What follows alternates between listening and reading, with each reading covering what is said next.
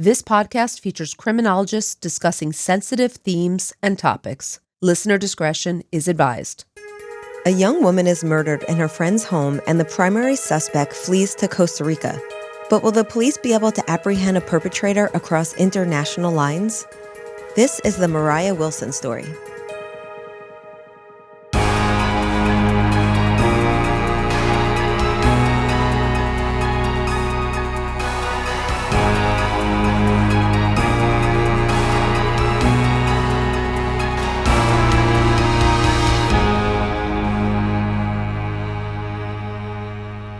Hi, listeners. Welcome back. Today is our final guest host episode while Meg is spending some time with her new baby girl.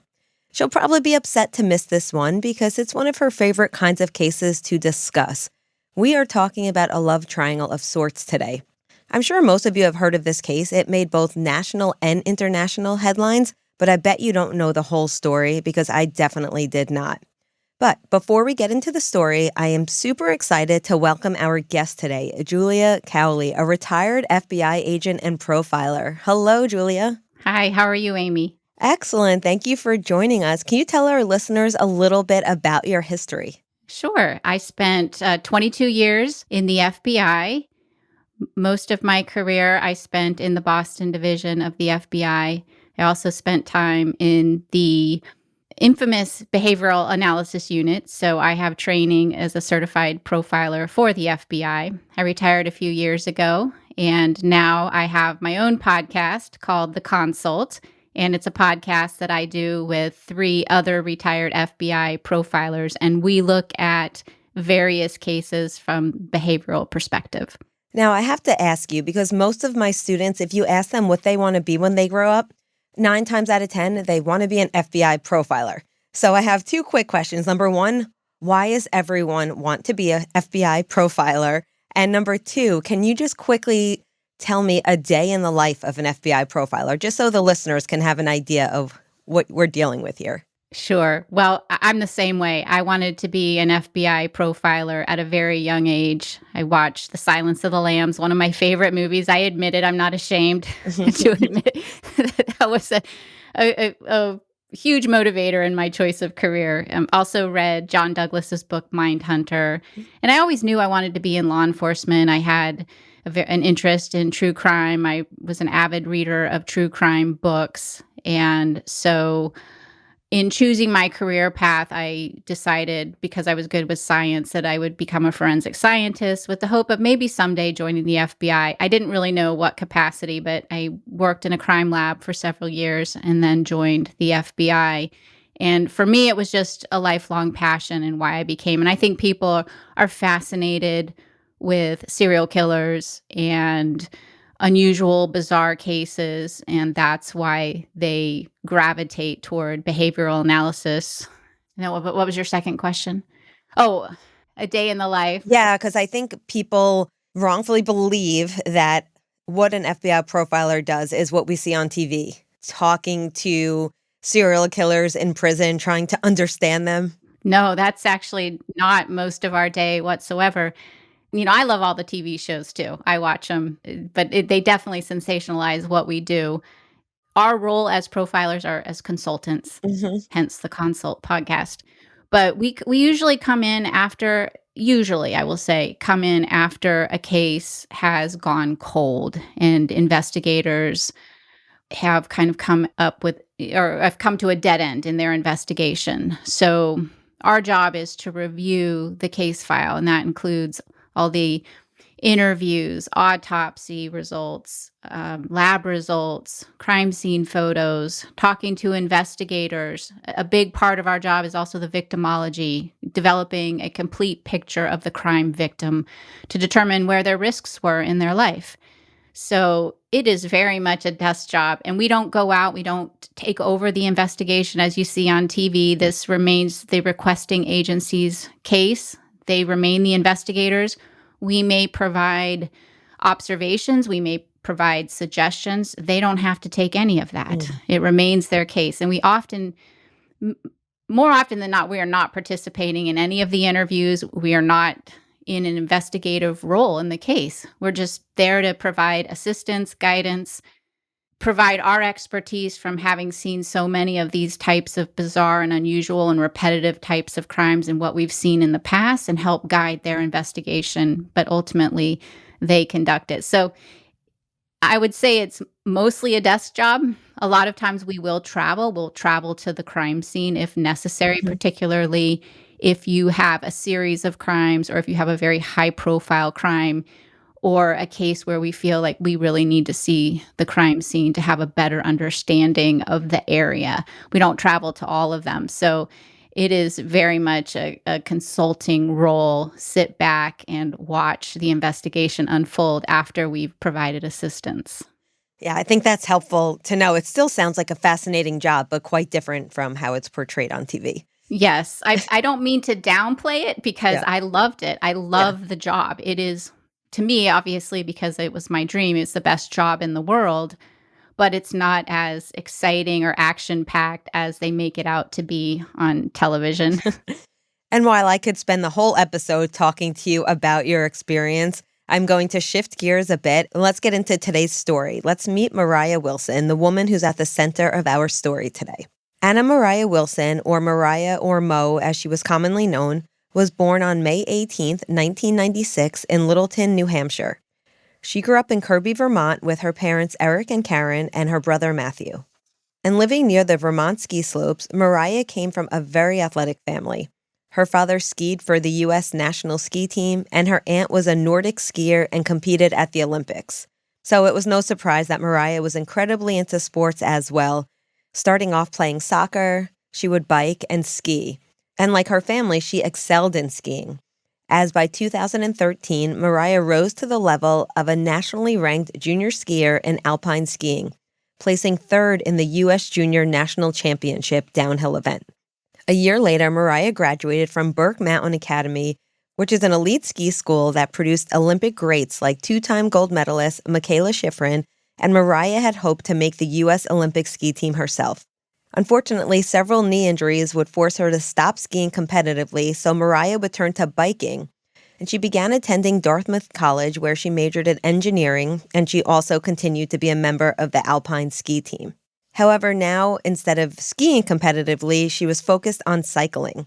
She would compete in many races, and she would become quite accomplished in this area. Moriah graduated in 2019 with a Bachelor of Engineering and began working as a professional bike racer and a demand planner for a company called Specialized. Now, Moriah was at a great place in her life. She was enjoying young adulthood. Other than biking, she loved cooking, writing, and traveling. She had many friends and she was well loved. After college, she lived in San Francisco for a short time before returning to her home state of Vermont. But she wouldn't be home very often because she was always traveling to compete in different bike races. Moriah was competing in a specific type of racing at this time, and it was called gravel racing. And at the time, it was relatively new in popularity. From what I understand, it was somewhere between mountain bike racing and road racing. And after just 2 seasons, she rose to the top of mountain and gravel racing in the nation, and she had earned numerous victories and awards. A few weeks before the events we'll be discussing, Moriah made the decision to go full pro, quitting her day job to cycle as a professional full-time athlete. And part of this decision meant traveling to Austin, Texas to compete in the Gravel Locos, a 150-mile bike race. On May 10th, 2022, about a week before her 26th birthday, Moriah arrived in Austin ready to add Gravel Locos to her list of accomplishments because she was reportedly favored to win this race. While competing, Moriah was staying with her close friend Caitlin Cash, and though the race didn't start until the 14th of May, Moriah had gone a few days early so she could hang out with her friend Caitlin. The following day after arriving, on May 11th, Moriah had plans to meet up with 35-year-old professional cyclist Colin Strickland. Now, these two had been briefly involved, but they were just friends at this time, and Colin was living with his girlfriend Caitlin Armstrong. However, Caitlin was not very happy that Moriah and Colin were friendly, as back in October of 2021, when Caitlin and Colin were on a break, Moriah and Colin hung out, and Caitlin had called Moriah and told her to back off. Despite this, however, on May 11th, 2022, Colin picked up Moriah a little after 5 p.m., and they went to a local pool for a swim and then out to a casual dinner before Colin dropped Moriah back at Caitlin's home around 8:30 p.m. And not only did Caitlin not know about this relation, she didn't know that these two were hanging out. She didn't even know they were talking because Colin had saved Moriah's number in his phone under somebody else's name. But when Caitlin Cash returned to her home around 10 p.m., she found Moriah on the bathroom floor bleeding and unconscious. 911 was called immediately, but when first responders got to the scene, Moriah was pronounced dead. She had been shot several times in the head and the chest. It didn't take long for investigators to start putting together a theory and a list of suspects. So, Julia, what would happen here? What is the first thing investigators would look for? And I know you mentioned profilers in your experience were often called in cold cases, but I'm assuming profilers are also called in during active investigations. So what would they be looking for at this early point in an investigation? The first thing I'd want to know is exactly how many shots were fired, where they hit the victim, and the condition of the crime scene. Was there a struggle? Was there a break-in? These would all kind of go to motive. And from what I understand, it seems like this was a very targeted type of crime. So that's what we'd be looking for, is just random, because obviously Moriah doesn't live at this home. Was this a mistaken identity? Were they after somebody else? Was this random? Or were they actually targeting Moriah? So these are all the things that I would be questioning right off the bat. And I'm sure investigators were questioning, because this is not Moriah's home. The other thing I would be looking at, the victimology, not only the victimology of Moriah, but also looking at Caitlin Cash's background to see if there's anyone that would have wanted to harm her. So these would be my initial thoughts if we were called in at this stage of the investigation. And I have to imagine that this is what the initial responders were thinking at the time. That's an interesting point, and one I hadn't considered, that it's possible to look at this as a mistaken identity, since that was not normally where Moriah was. So I'll tell you what they did have, and then we'll go through it a little bit. So a nearby home camera captured a black Jeep with a bike rack on the outside. And this was passing by Caitlin Cash's home just after 8:30 p.m. that evening. So that's a pretty big piece of evidence they have there. And they also had several shell casings from the scene. They spoke with Colin, of course, because he was the last known person to have seen Moriah alive. And he was very cooperative. He answered all their questions. He did tell investigators right away that he had lied to his girlfriend, Caitlin Armstrong, about hanging out with Moriah because he said that she was jealous. He also told police that he had picked up Moriah on his motorcycle. He told them exactly where they went. All of this checked out, looking at surveillance cameras. So Colin's alibi was credible, and investigators are seeing he's not lying. So at first, he's someone they're really interested in, but I think as they start talking to him and they realize that this black Jeep, in fact, belonged to his girlfriend and that he never even drove that car. So now police want to talk to Colin's girlfriend, Caitlin. And when police brought her in, she was very calm. She didn't say much. She really gave no information at all. They asked her why her car was in the area, and she simply said she did not know. But just because the police saw a car in the area that matched Caitlin's car, this is certainly not enough evidence to hold her. However, they were able to find out that she had an outstanding warrant. So Caitlin Armstrong, in 2018, she got over $600 of Botox injections, and she left without paying. Now, does this action by Caitlin provide any insight into who Caitlin is? And from what I understand, she had gone to get this procedure done. She told them that she left her credit card in the car. She left to go get the card, apparently, and then drove off. Well, I wouldn't jump right to murder from this type of crime, but it does give you insight into her personality, that she is not accountable. She doesn't have a sense of responsibility. You pay for a service when you receive the service.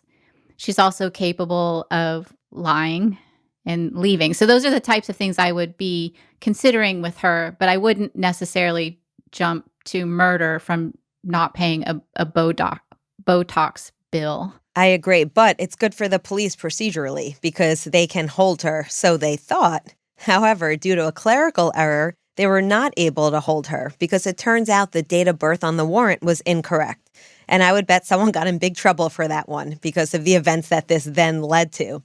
So Caitlin couldn't be held, but the police did obtain a search warrant for Colin and Caitlin's home, and that's where they recovered 2 firearms, and one belonging to each of them. And of course, both were taken into evidence and sent out for ballistic testing.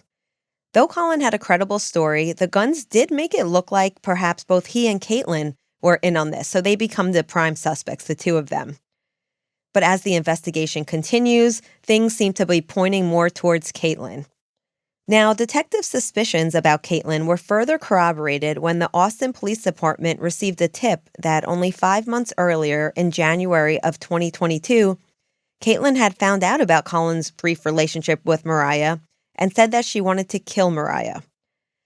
You know, we all say things sometimes like, oh, I'm going to kill them, right? Unfortunately, a lot of people use that word just in passing, not meaning a seriousness. How much stock do you put in this type of, Not a lot, just as you said, a lot of people use that in a joking manner. Mhm.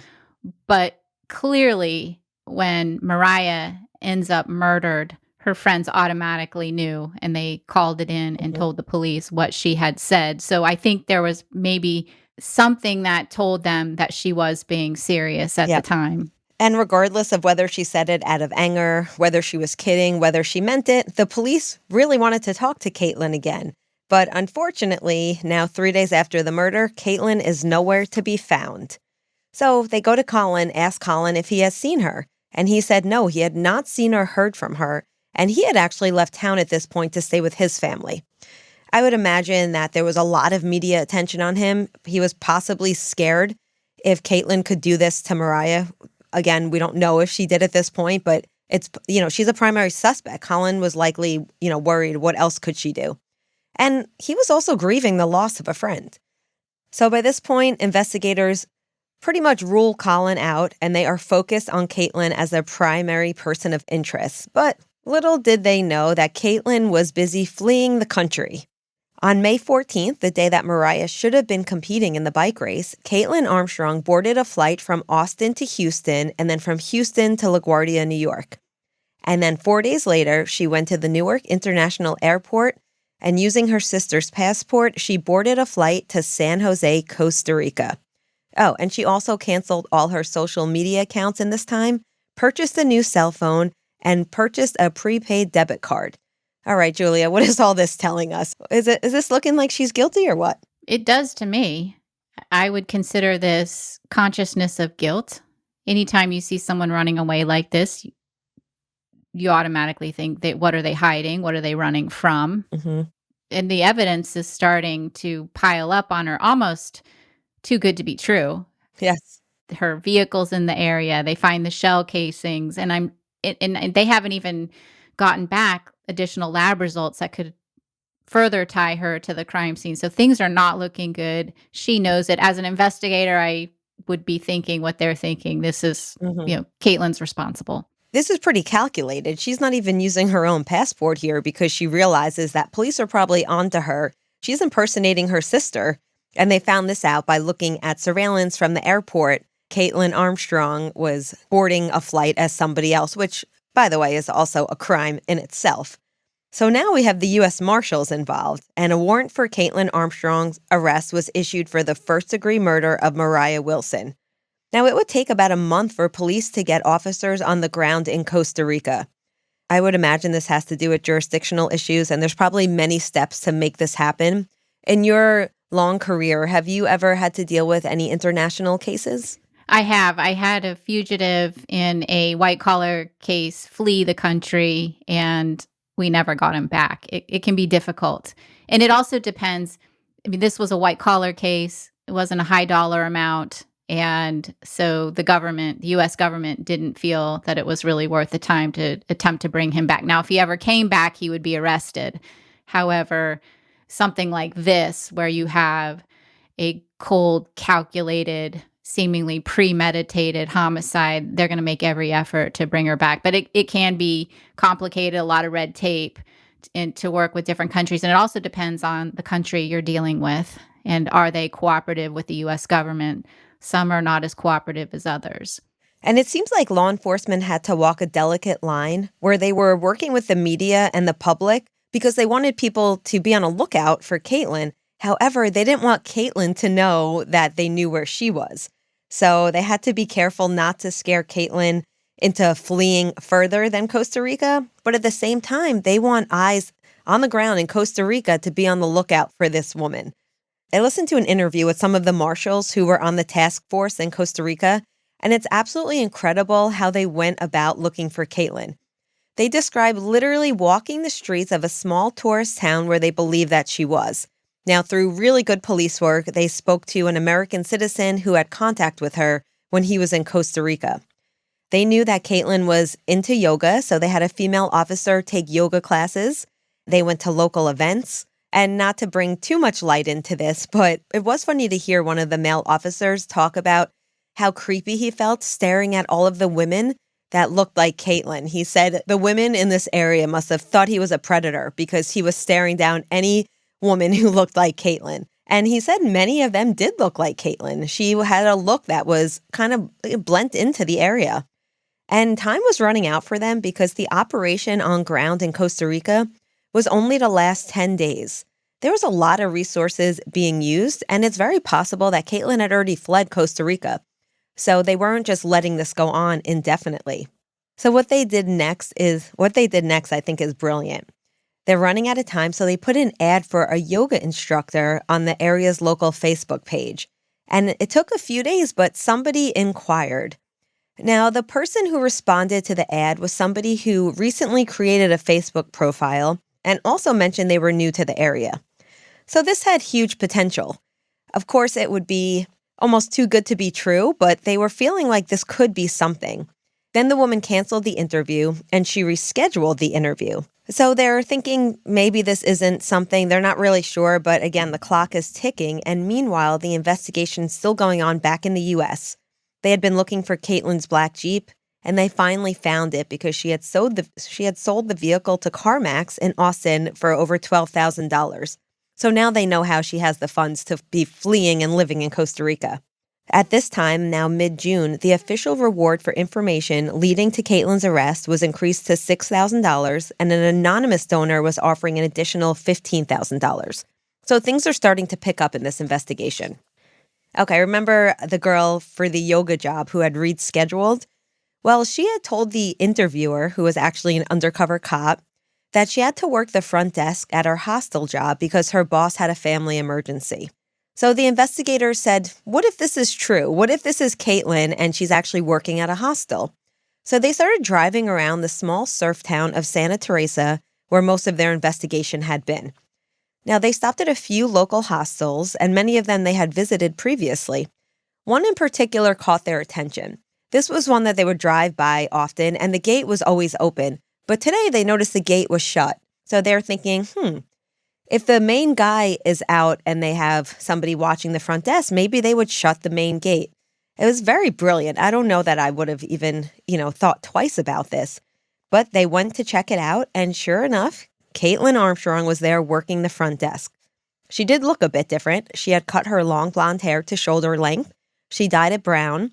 She also had a bandage on her nose and 2 black eyes from what she says was a surfing accident, but turns out it was from plastic surgery because she was trying to alter her appearance. When asked her name, she gave the name of a known alias that she had been using, which solidified the investigators' suspicions, and she was arrested. And this was on June 29th after being on the run for more than 40 days. And once in custody, she finally admitted that her real name was, in fact, Caitlin Armstrong. I think what's interesting about this is they profiled her and used some of the things they knew about her to catch her.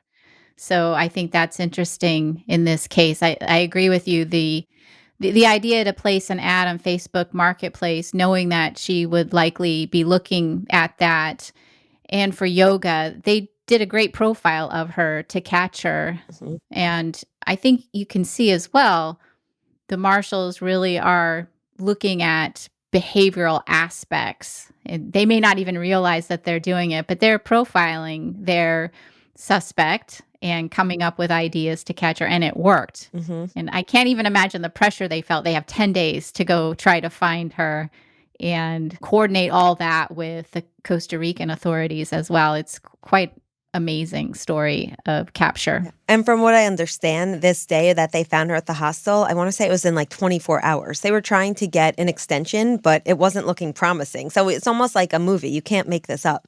Yeah, it had to have been quite exhilarating for them to have gotten her kind of in those last moments. Yes.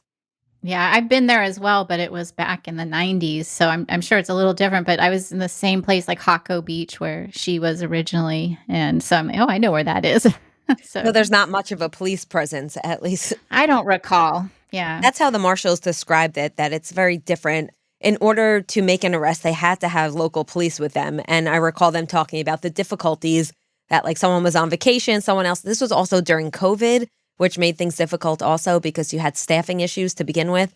So the whole thing is just incredible. Yeah, I know, and just thinking about it in reverse, to have other international law enforcement come to the United States, there is no way that they would be given any kind of police powers to go out. They would have to be with somebody at all times, and it would be difficult. So the Costa Rican authorities were very gracious, I think. I agree. I agree. Also, you could look at it, they don't want a murderer running around their country either, though. So it's probably in their best interest to help. But I see what you're saying. They have, they don't have to help. That's not part of their expected duties. Right. Now, not only was Caitlin facing first-degree murder charges, but she's facing a felony charge of unlawful flight to avoid prosecution. She was taken into custody where she awaited transfer back to the United States. And this took about a week. Upon capture at a press conference reporting the arrest, U.S. Marshal for the Western District of Texas, Susan Pamerleau, stated, quote, "This is an example of combining the resources of local, state, federal, and international authorities to apprehend a violent fugitive, bring an end to a run, and hopefully a sense of closure to the victim's family." Caitlin was returned to Texas, escorted by U.S. Marshals on July 4th, and her bail was set at $3.5 million. I was shocked that they even offered bail. I know that's a high amount, but it is possible that she would be able to gather that amount of collateral from family and friends. It seems to me if somebody flees internationally, that bail would be revoked. Yeah, I'm surprised as well that they even put a number. I'm sure they thought there's no way she could raise that amount, and she didn't. Yeah, I guess they probably did their research and realized that, she probably could not come up with that amount, but I was surprised that they even offered it. So Caitlin's first court appearance was on July 20th, 2022, and she entered a not guilty plea and exercised her right to a speedy trial. Basically, she was ready to go to trial immediately. But it doesn't work like that. Prosecutors were not ready and said that they had not received all the evidence, and so there was no, quote, speedy trial. Now, Caitlin's attorney publicly stated that her client was not guilty. Julia, given the evidence, do we think this is, I know everyone is innocent until proven guilty, but given this mountain of evidence, do you think there's any world in which this is just all coincidence and Caitlin could be innocent here? No. No, I don't think so. I think they built a very strong case.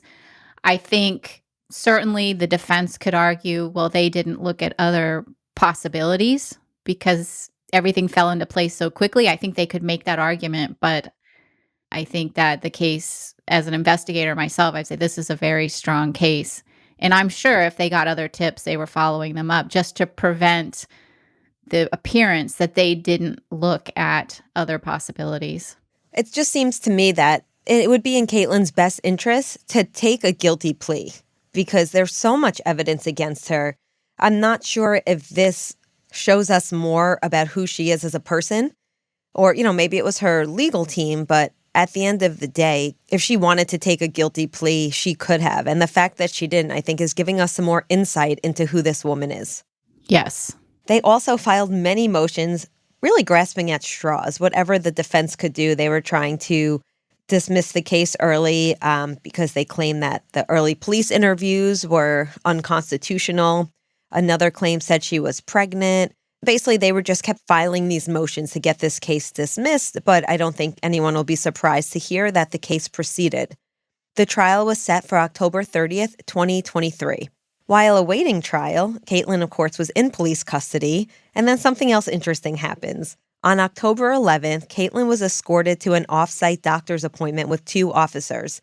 And while here, she tried to flee and actually made it about 10 blocks before being apprehended. Now, this was something she had planned because she got herself in a situation where her ankles would not be bound together, claiming that there was some sort of injury to one of her feet. So because her feet were not bound together, she was able to make a run for it. To me, this tells us a little bit more about who Caitlin Armstrong is. Would you agree? Yes, I think that she comes up with an idea, maybe fantasizes about it, but doesn't think it all the way through. The aftermath, what she's going to do. She's pretty good at thinking on her feet. Clearly, she got away. She was a fugitive for almost 40 days. So that shows that she can think things through, plan things out, even if it's kind of at last minute. But I think she's impulsive and likely isn't thinking about what's going to happen when she makes a run for it. I mean, to think you're going to outrun the police in this situation and the corrections officers that are charged with your care, and I just can't imagine that she would believe she could have gotten away. But there's some kind of, maybe just this part of her brain that isn't thinking it through about what am I going to do next. So I think it's impulsivity, and I think it's also feelings of grandiosity. Yes. That she seems to think she's above the law and that she's almost superhuman and she could outrun these things. Now, I believe her hands were bound. They were. Right, when she was running, and that's really hard to do. Even if her feet were not bound, her hands are bound. That's hard to do. So what was the plan to get the handcuffs off? What next? Where was she going to get money? I mean, I don't know that she planned out any further than just, I'm going to make a run for it and see if I can hide and get away. It's impressive that she even made it 10 blocks. I mean, I know she was an athlete. She was into yoga. She also did bike a little, but she wasn't a professional athlete like her ex-boyfriend or her victim. So yes, it is somewhat impressive that she was even able to make it that far. I think part of the reason she made it so far is the law enforcement that was in charge of guarding her just didn't expect this at all. Yep. Mm-hmm. How often does this happen? It does not happen very often. And certainly they were probably not thinking she was as big of a threat because she's female as well. Well, she proved them wrong. I guess maybe not at the end because they caught her. But yeah, I think that definitely gives them, it's probably a good training tool for law enforcement, right? To always be on guard because you never know who's the one who's going to try and flee. Never underestimate the person you're with. Ever. This action led to an additional felony charge for escape causing bodily injury because one of the officers had been slightly injured during the pursuit. Because of this attempt to flee, her trial date was also pushed back and her bail was increased. Again, why wasn't it revoked? Very surprising, but I'm not sure what it was increased to, but it was increased. Caitlin was facing up to 99 years in prison and an additional 20 years for the escape attempt.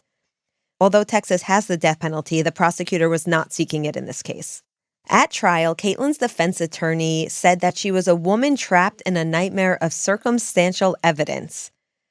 Now, as the defense attorney said, quote, "You won't hear and you didn't hear any camera footage showing Caitlin Armstrong at the scene of this shooting, despite there being tons of cameras in the area. No one captures Caitlin Armstrong at the scene." Colin Strickland testified for the prosecution that he did have a brief romantic relationship with Moriah back in the fall of 2021, and this is when him and Caitlin were on a break. Now, the state, I quickly talked about the defense because they didn't have much to go on. They were just saying, we don't have her on camera. We don't have any smoking gun here. It's all circumstantial evidence. Now, the prosecution has a lot more. They have surveillance footage that shows Caitlin's black Jeep at the scene. That same footage also captured screams of Moriah. The state painted Caitlin as a jealous girlfriend. They found that Caitlin had access to Colin's text communications, and she also used a geolocation app called Strava. Strava was a popular fitness account where viewers can see location details of other people. And Caitlin was actually tracking Moriah. And that's how she knew where she was that day. There were over 40 witnesses called by the state to testify. This included DNA experts, a medical examiner, firearms expert, Caitlin's former friends, multiple law enforcement authorities, and of course, Moriah's close friend, Caitlin Cash, the home of where her friend was murdered. Caitlin's digital footprint was a huge part of the trial. As I mentioned, it was revealed that she was tracking Moriah's locations. There was also that day that Moriah was killed. Caitlin was on that app watching as Moriah left and returned to her friend's home. So it's clear that Caitlyn knew exactly where she was and when she was there. Despite the defense's claims that Caitlyn was innocent, the prosecution had a much stronger case, and the jury deliberated for only 2 hours.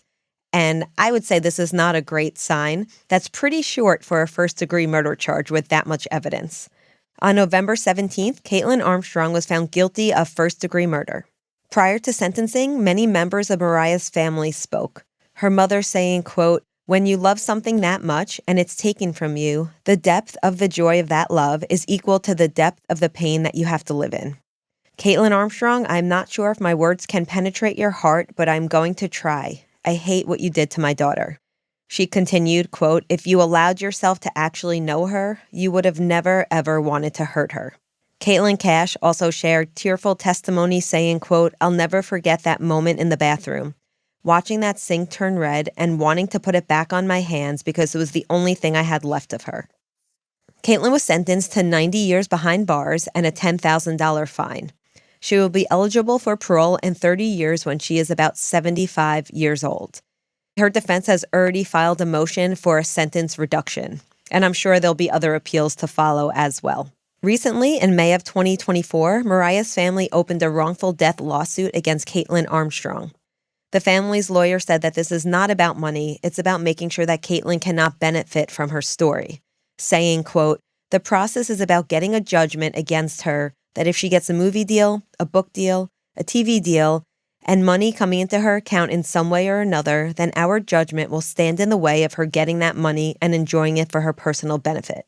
Okay, so now that we have all the facts of this case, could this have been prevented, and why did this happen, and what could have been done to prevent this? Julie, I'm sure you've seen cases like this, love triangles of sorts. Are there certain patterns that you see in these types of cases? Yes, definitely the stalking behavior, the crossing of boundaries. I have to think that Colin Strickland, the boyfriend, the fact that he distanced himself from Caitlyn immediately indicated to me he had no doubt she was responsible, and it was likely due to her escalating jealous behavior. So that's what we see. There are love triangles all the time that don't result in murder. They result in people breaking up. They result in divorces, sometimes very contentious divorce, but they don't result in somebody going and cold-bloodedly murdering another human being the way that Caitlyn did to Moriah. So there has to be, and we don't know everything about Caitlyn's background, but there has to be these signs. Clearly, her friends came forward. Colin must have seen some signs. Past relationships, this jealous, controlling, stalking behavior, this neediness, this jealous. What I think is interesting, and going back, I think Colin had testified that he had changed Moriah's name in his phone. Well, he actually changed it to another woman's name, which I thought was interesting. Why not change it to a random guy's name so that to even further disguise who he's talking to? So that would indicate to me that perhaps Caitlyn seemed to have a fixation on Moriah specifically, not all other women that he might be talking to. And I kind of got the impression he dated a lot of other women, and he was quite popular with women. And I think he testified to having relationships. So it did seem like Caitlyn was particularly focused on Moriah, and probably very insecure because of the connection Moriah and Colin would have with their biking, both being very good at it, being professional, being very serious about it. And that was likely very threatening to Caitlyn. And Moriah was also, I believe, about 10 years Colin's junior, and Caitlyn was closer to age in Colin. So that probably added to her insecurities. Yes, a younger woman. Caitlyn's now in her 30s. We know she cares about her appearance. She was getting Botox. And I mean, I'm not so sure that the nose job was anything to do with vanity or wanting to appear younger. She's trying to change it. But the fact she was getting Botox, she certainly cares about her appearance and maybe concerned about getting older. So yeah, the age difference could have very well played a role in her jealousy. I mean, there's a lot to admire Moriah about. And where most people would think she's just a phenomenal young woman with a degree and from Dartmouth, she's smart, she's athletic, she's beautiful, people like her. There's just so much to admire about her, but this probably was extremely and obviously was very threatening to Caitlyn. And does she seem like, based on what we know about Caitlyn, as you mentioned, we don't know much about her background. So it's hard to really look at, even from a criminological standpoint, to try to look at what led to her being this kind of person who can murder someone. We just simply don't know much. But based on what we know about her, do you think she's someone who's going to spend her time in prison rehabilitating herself, or is she going to cause some trouble? Well, she's never taken responsibility for her actions. So at this point, I would say no. And I would say any attempt to try to rehabilitate might just be for looks so that she could someday get parole. Now, she's not going to be up for parole for many, many years, but I think it would not be a genuine effort.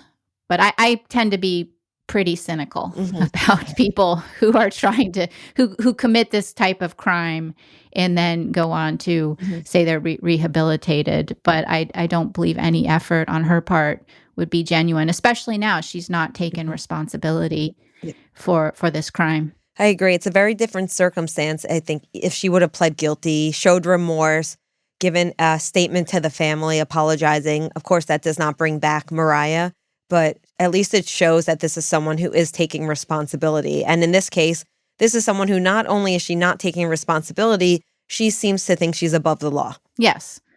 She does come across that way, which is really, it's just so strange that we think of, she's into yoga. We think of calmness, and peace, and bettering ourselves. And we think of yoga as a contrast to this violent, rageful murder that she committed. It's a huge contrast in what we see. I've never testified as a profiler. We try to avoid that because this isn't really an exact science. We like to have the investigators testify to our work. People have testified before. We've had people testify to staging, things like that. But the other way we get involved is jury selection. And what else? Prosecution strategies, questioning of witnesses on the stand. And that's a kind of interesting that I just mentioned staging, but I think, Caitlyn tried to stage this scene as well by throwing the bike out as if maybe it was a burglary gone wrong. Yes, thank you for bringing it up. That's a detail I failed to mention, that they did find Moriah had quite an expensive bike because she was a professional rider. And they found the bike thrown into the bushes nearby the home. And like you said, that probably was an attempt at Caitlyn to make it look like somebody was trying to steal Caitlyn's bike, which I think is absurd because, as you mentioned, she didn't normally live there. How would anyone even know to go there for this bike? Right. And somewhat symbolic, because I do think there was potentially jealousy over the fact that Colin and Moriah could bond over their professional biking experiences. Yes. And there was an anecdote where they were at a bike race and Caitlyn went along with Colin, but she wasn't invited to take a ride with them because she couldn't keep up. But Moriah was at that ride. So yes, I think that's giving us further information that perhaps Caitlyn felt less than because her boyfriend was an elite athlete and Moriah's an elite athlete and Caitlyn just is not. Yeah. And most people would walk away from that thinking, maybe I better get in better shape. and being understanding of why I can't tag along because I just can't keep up. But this was probably really damaging to her psyche. And she probably took it very personally. And it was just another blow to her. Yep. At the end of the day, unfortunately, the Wilson family and Moriah's loved ones are left to pick up the pieces. But the Wilson family created a foundation in Moriah's honor, and their mission is to promote healthy living and community building by supporting organizations dedicated to expanding access to recreation, sports, and educational programs. Now, you can go to the website, MoriahWilsonFoundation.org. They also have something called Ride for Mo, and the second annual Ride for Mo just took place in May of 2024. So the family and Moriah's loved ones are trying to keep her legacy alive. So I urge you to check that out. Also, if you or anyone you know is in a relationship where you feel in danger, please get help. There's always a link in our show notes to the National Domestic Violence Hotline. which is free and confidential at 1-800-799-SAFE. Julia, I want to give you a big thank you for joining us today. It was great to have you and to hear your fascinating insights about profiling and a little bit more information on this case. Be sure to check out Julia Cowley's hit podcast, The Consult, available anywhere that you listen to your podcasts. Thank you for having me. And I just want to commend you and your podcast in focusing on women in crime. It's really a very important topic. And I enjoy it a lot. I'm a big fan. So glad to be here. I'm honored that you asked me to be. Oh, thank you. We are honored to have you. And I love your podcast, The Consult, and all of our listeners. Hopefully we'll check it out. And you can find it anywhere you listen to podcasts. Thank you so much for listening today, and we look forward to catching you next time on Women in Crime.